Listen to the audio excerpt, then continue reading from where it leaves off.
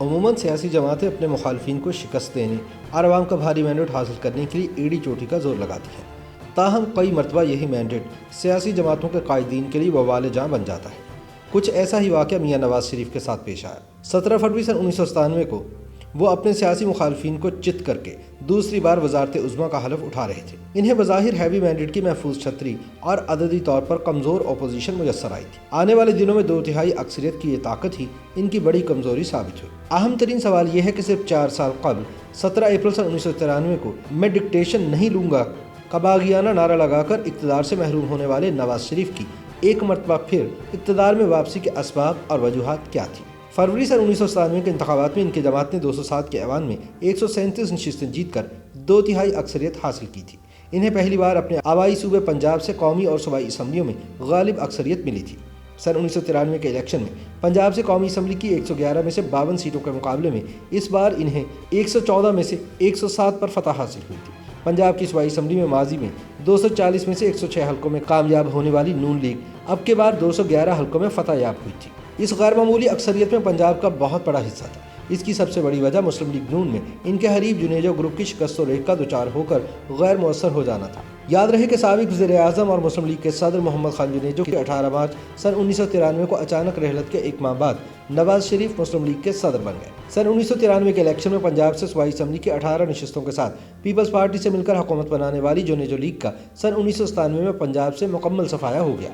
Peoples party کے لیے مخلوط حکومت اس سے بھی تباہ کن ثابت ہوئی۔ صوبے میں اس کی نشستیں 94 سے کم ہو کر محض 2 رہ گئی اور قومی اسمبلی میں سندھ سے 18 نشستوں کے سوا ملک بھر میں کوئی سیٹ نہ مل سکی۔ پنجاب میں نواز شریف کے مخالف گروپ کے نمایاں قائدین حامد ناصر چٹھا اور منظور وٹو بھی شکست سے دوچار ہو گئے، لیکن نواز شریف کی جانب سے عام خیال کے برعکس پنجاب کی وزارت اعلیٰ گجرات کے چودھریوں کی بجائے اپنے بھائی شہباز شریف کو سونپنے کا فیصلہ حیران کن تھا، جس نے آگے چل کر ایک اور مسلم لیگ کو جنم دیا۔ لیکن نواز شریف کی اس سوچ کے پیچھے ماضی کے تجربات اور پنجاب سے وفاق کے لیے کسی سیاسی و انتظامی چیلنج کا راستہ روکنا تھا۔ یاد رہے کہ سن 1993 کی سیاسی اور قانونی جنگ کے دوران گورنر پنجاب چودھری الطاف اور منظور وٹو سے ان کی سیاسی کشیدگی ایک موقع پر وفاقی اور صوبائی قانون نافذ کرنے والے اداروں کے ممکنہ تصادم تک جا پہنچی تھی۔ صوبہ سرحد میں نواز شریف کے ساتھ ہی مہتاب عباسی بآسانی وزیر اعلیٰ بن گئے۔ بلوچستان میں 4 سیٹوں کے ساتھ BNP، JWP اور JUI کی سردار اختر مینگل کی قیادت میں مخلوط حکومت میں مسلم لیگ بھی شامل ہو گئی۔ سندھ میں حکومت سازی کے لیے نواز شریف کو MQM سے ہاتھ ملانا پڑا۔ لیاقت جتوئی 14 اراکین اسمبلی کے ساتھ مسلم لیگ کے وزیر اعلیٰ بن گئے۔ نواز شریف نے ابتدا میں صرف 7 رکنی مختصر کابینہ کا انتخاب کیا۔ کامرس اسحاق ڈار، داخلہ چودھری شجاعت حسین، پیٹرولیم چودھری نثار علی خان، وزارت خارجہ گوہر ایوب خان، خزانہ سرتاج عزیز اور بہبود آبادی کی وزارت عابدہ حسین کے حصے میں آئے۔ پاکستان میں سن 2008 کے بعد قائم ہونے والی حکومتوں کے لیے سینٹ میں اکثریت ان کی آدھی مدت گزرنے کے بعد میسر آتی رہی ہے، لیکن نواز شریف اس حوالے سے خوش نصیب تھے۔ 12 مارچ سن 1997 کو سینٹ کی نصف نشستوں پر انتخاب ہوا۔ ایوان بالا کے 87 کے ہاؤس میں ان کی سیٹوں کی تعداد 56 ہو گئی۔ اس اکثریت کے بل بوتے پر انہوں نے پہلے 5 ماہ میں آئین میں 2 ترامیم کر ڈالی۔ خصوصی عدالتوں کا قیام، انسداد دہشت گردی ایکٹ اور احتساب بیورو کے قیام کے بل دونوں ایوانوں سے بڑی آسانی کے ساتھ پاس کروا لیے۔ یہ اور بات ہے کہ آج نون لیگ کی مرکزی قیادت بشمول شہباز شریف اور نواز شریف اسی احتساب بیورو کے شکنجے میں جکڑے ہوئے ہیں۔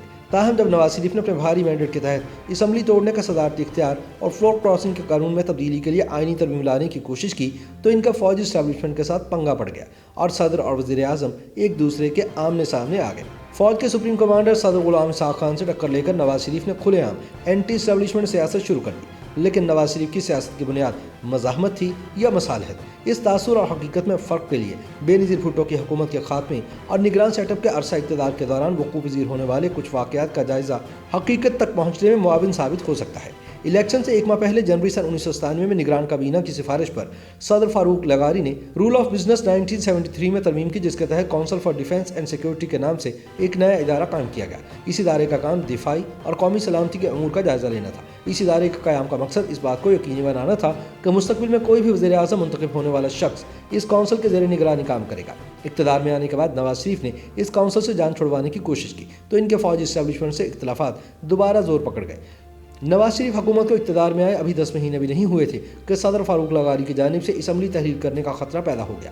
سینئر لیگی رہنما سرتاج عزیز کے مطابق وزیر اعظم ہاؤس میں کابینہ کے اراکین اور بڑی تعداد میں اراکین اسمبلی کی نظریں ایوان صدر پر لگی ہوئی تھی، جہاں آرمی چیف جنرل جہانگیر کرامت اور صدر فاروق خان لغاری کی ملاقات جاری تھی۔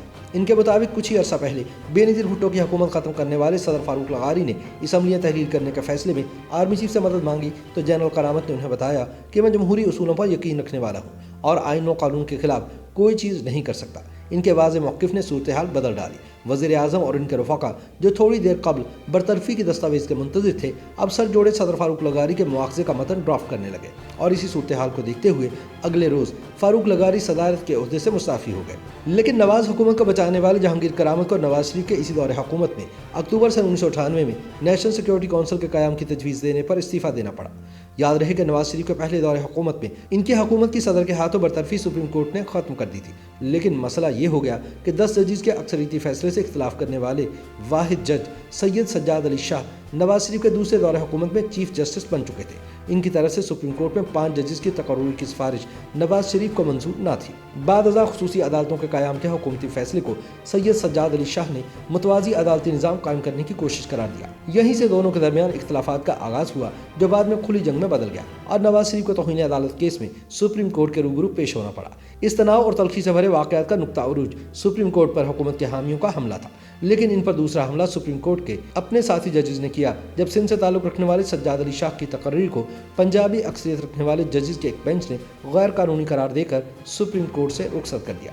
اس لیے ریاست کے 3 طاقتور اداروں کے ساتھ چپکلش اور مہاجرائی نواز شریف کے دوسرے دور حکومت کی تمام کامیابیوں کے تذکرے کو دھندلا دیتی ہے۔ بقول سرتاج عزیز، ہیوی مینڈیٹ نواز شریف کا سب سے بڑا دشمن ثابت ہوا، جس نے انہیں اپنے قریبی رفقا اور کابینہ اراکین سے دور کر دیا۔ وہ اہم نوعیت کے فیصلے بغیر مشاورت سے کرنے لگے۔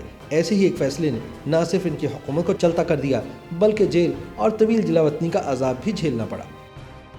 YouTube پر گوگلی نیوز دیکھنے کے لیے youtube.com کی سرچ بار میں googly news T V type کریں۔ گوگلی نیوز کے پیج پر سرخ رنگ کے سبسکرپشن والے بٹن پر کلک کرنا نہ بھولیے۔ YouTube پیج پر اپلوڈ ہونے والی ویڈیوز سے باخبر رہنے کے لیے بیل آئیکن پر کلک کیجیے۔ آپ کو ہر نئی ویڈیو کے بارے میں نوٹیفیکیشن موصول ہو جائے گا۔